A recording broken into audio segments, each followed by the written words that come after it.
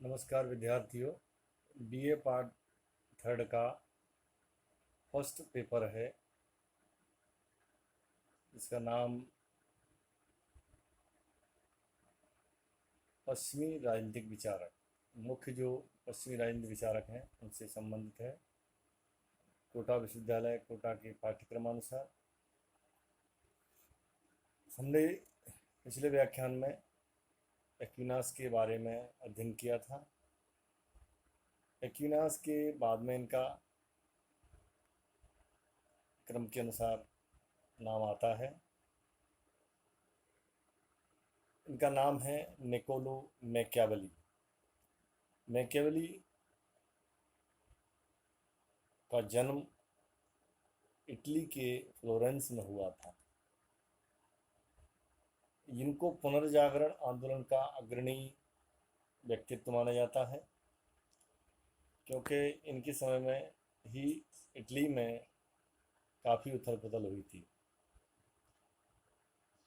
इनकी योग्यता, इनकी बुद्धिमत्ता इतनी अधिक थी कि फ्लोरेंस के गणराज्य में उसे मैकियावेली को गृह एवं विदेश कार्यालय में क्लर्क या क्लेरिकल स्टैंडर्ड में एक नौकरी मिली और कुछ समय बाद ही उन्होंने इतनी उन्नति की कि उनको द्वितीय सचिव के चांसरी में उच्च पद पर पहुंचाया गया। 1512 ईस्वी में इस पर पद बने रहे एवं योग्यता से प्रभावित होकर उसे फ्लोरेंस का दूत बनाकर विशेष कार्य के लिए विदेशी राज्यों में भेजा गया। विभिन्न यूरोपियन देशों में 23 बार दूत नियुक्त किए। फ्रांस के लुई 12वें पवित्र रोमन सम्राट मैक्सिलियन प्रथम, पोप जूलियस तृतीय के दरबारों में जाने तथा वहाँ के कूटनीतिक दांवपेचों और राजनीतिक षड्यंत्रों के अध्ययन का अच्छा अवसर मिला। इसी कार्य में 1502 ईस्वी में उन्हें पोप अलेक्जेंडर छठवें के अवैध किंतु सैनिक दृष्टि से योग्य बेटे, नैतिकता के नियमों को परवाह न करते हुए अत्याचारों के माध्यम से इटली का शासन करने वाले ड्यूक सीजर बर्जिया के संपर्क में आने का अवसर मिला। मैकियावेली सीजर बोर्जिया से इतना प्रभावित हुए कि उसने अपना आदर्श महापुरुष मान लिया और अपनी महान रचना प्रिंस के नायक के रूप में चित्रित किया। तो ध्यान रखने वाली बात इसमें है कि इटली में इनका जन्म हुआ 1469 ईस्वी में। अब इसमें ऐसी उनकी जीवन लीला है, उनकी जीवन की कथाएं हैं।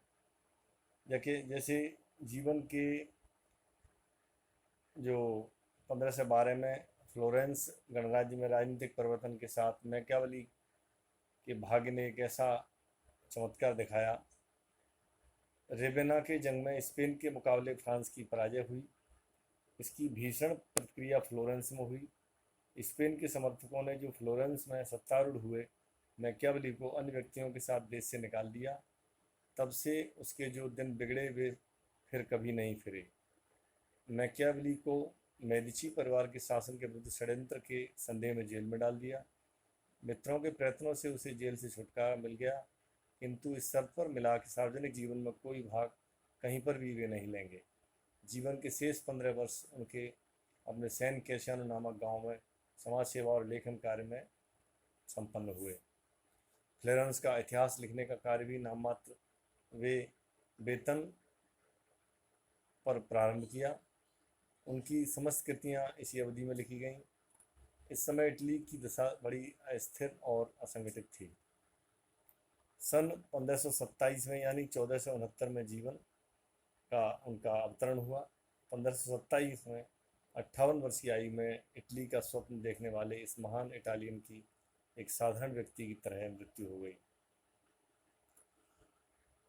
अब मैकियावेली की जो लेखन परंपरा है उनके बारे में हम थोड़ा विचार करेंगे। मैकियावेली अपने आप में एक कूटनीतिक, अनुभवी प्रशासनिक व्यक्तित्व थे। राजनीतिक दृष्टा तो थे ही, इतिहास और राजनीति का महान लेखक। नगर राज्यों की अस्थिर राजनीति ने उनके कूटनीतिक भविष्य को अस्त व्यस्त कर दिया, फिर भी उसकी लेखनी ने उसे महानतम राजनयिक लेखकों की श्रेणी में प्रस्थापित किया। उनकी रचनाएं प्रिंस तथा डिस्कोर्सेज जीवन में सर्वाधिक प्रकाशित नहीं हुई थीं। द प्रिंस उनकी एक महानतम कृति है। प्रिंस लॉरेंजो को संबोधित किया गया है, जो कि अरबिनो का ड्यूक था। वैसे यह ग्रंथ 1513 ईस्वी में लिखा गया था, किंतु इसका प्रकाशन उसके निधन के 5 वर्ष बाद अर्थात 1532 में हुआ था। इस ग्रंथ में लिखे हुए विचारों की प्रेरणा सीजर बोर्जिया के संपर्क से प्राप्त हुई थी। बोर्जिया ने अपने कौशल, निरंकुशता और कूटनीतिक चालबाजियों के द्वारा बहुत सफलता प्राप्त की।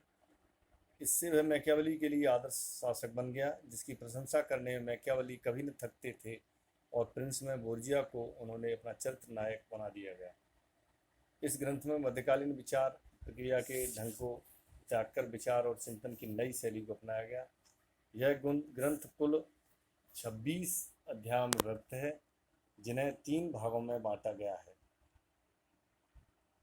मैकियावेली ने इस ग्रंथ के प्रथम अध्याय में राजतंत्र को, दूसरे अध्याय में भाड़े की सेनाओं और राष्ट्रीय सेनाओं की तथा अंतिम भाग में अपने राजनीतिक विचारों की व्याख्याएं की हैं। मैकियावेली फ्लोरेंस के लिए एक नया विचार दिया। राज्य को अपनी सेना को स्वयं निर्माण करना चाहिए। ऐसा भी कहा जाता है कि प्रिंस लिखने का उद्देश्य मेदिनी देश को अपने पक्ष में करना था, परंतु उसके इस उद्देश्य की पूर्ति नहीं हो सकी। इस तरह की ये मान्यता है। फिर भी यह ग्रंथ मैकियावेली की संपूर्ण प्रतिभा का सार है। पीटर सेडिगयर के शब्दों में ये विचार प्रकट किए हैं। वह प्लेटो और हाब्स तो नहीं था, तथापि उसकी प्रसिद्धि का मुख्य आधार उसकी लघु कृति द प्रिंस है। यानी भले ही छोटा सा ग्रंथ है प्रिंस, लेकिन वह अपने आप में बहुत ही महत्वपूर्ण स्थान रखता है। मैकियावेली की अन्य जो रचना है, जैसे द आर्ट ऑफ बार, एक और है डिस्कोर्सेज ऑन लिबी, फिर है द एसेंशियल, एक पुस्तक ये है। हिस्ट्री ऑफ फ्लोरेंस एक कृति ये है। तो इस तरह से इनकी ये 5 कृतियाँ मिलती हैं, जो अपने आप में महत्वपूर्ण स्थान रखती हैं। मैकियावेली की अध्ययन पद्धति के बारे में जब हम विचार करते हैं, तो वह अपने आप में बहुत ही अन्य विचारकों से अप्रतिम स्थान रखती हैं। धार्मिक अंधविश्वासों और रूढ़ियों से वे मुक्त नहीं हो पाए थे। मैकियावेली ने ऐसी पद्धति को स्वीकार नहीं किया।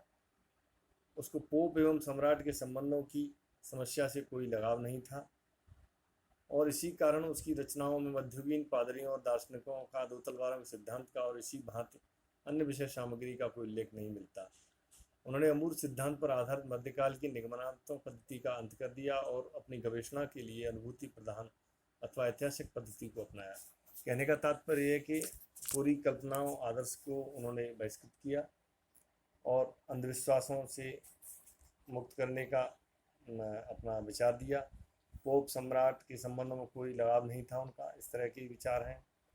यानी उन्होंने अमूल सिद्धांत पर आधारित मध्यकाल को निगमनात्मक जो पद्धति चल रही थी उसको समाप्त करके एक गवेषणा या अनुभूति प्रधान, यानी एक उसके आंतरिक गहराई में जा करके विचार प्रकट करना, अपनी अनुभूति एक्सपेरिमेंटल प्रोसेस के आधार पर, और ऐतिहासिक हिस्टोरिकल प्रोसेस है उसको बेस मान करके अपनाया। मैकियावेली अपने युग की समस्याओं को समझने में माहिर थे, निष्कर्षों का प्रतिपादन किया, अपनी राजनीतिक पद्धति में अनुभववाद, इतिहासवाद का समन्वय किया।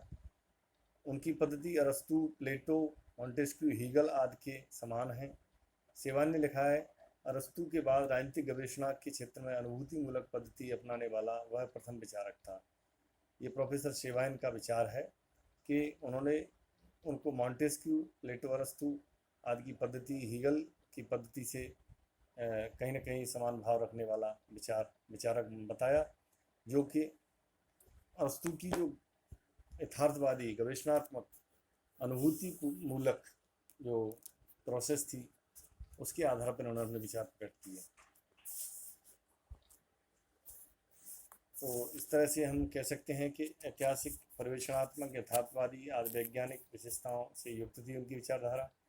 डनिंग ने लिखा है, मैकियावेली की पद्धति ऊपर से जितनी ऐतिहासिक लगती है यथार्थ में उतनी ही ऐतिहासिक नहीं है। उसने लिवी का प्रयोग सिद्धांतों को पुष्ट करने के लिए किया था, उन्हें खोजने के लिए नहीं। इन आलोचनाओं के बावजूद यह तो मानना ही पड़ेगा कि राजनीतिक समस्याओं के प्रति मैकियावेली का दृष्टिकोण अनुभव प्रधान था एवं उसकी भावनाएं ऐतिहासिक थीं। रोम के इतिहास का उसे अच्छा ज्ञान था। राजनीति का शुद्ध रखने में उसने स्वयं पुनर्जागरण की उन्मुक्त प्राकृतिक बुद्धि के सहारे यह प्रयत्न किया। राजनीतिक धार्मिक उपदेशों का या सिद्धांतों या दृष्टांतों का प्रकरण मात्र न रह जाए। यानी यहाँ देखो ये तथ्य निकल के आया कि अनुभव मूलक गवेषणात्मक पद्धति और स्वयं के प्रैक्टिकल पर आधारित तत्कालीन परिस्थितियों को आधार मान करके अपने विचारों को उन्होंने प्रकट किया और वो ऐसा ही अन्य शासन प्रणालियों को सिखाने में अपना विचार स्पष्ट करते थे। तो इस तरह से जो अध्ययन पद्धति हैं वो मूल रूप से स्पष्ट की जाती हैं। तो आज के लिए हम यहीं विराम लेते हैं। धन्यवाद।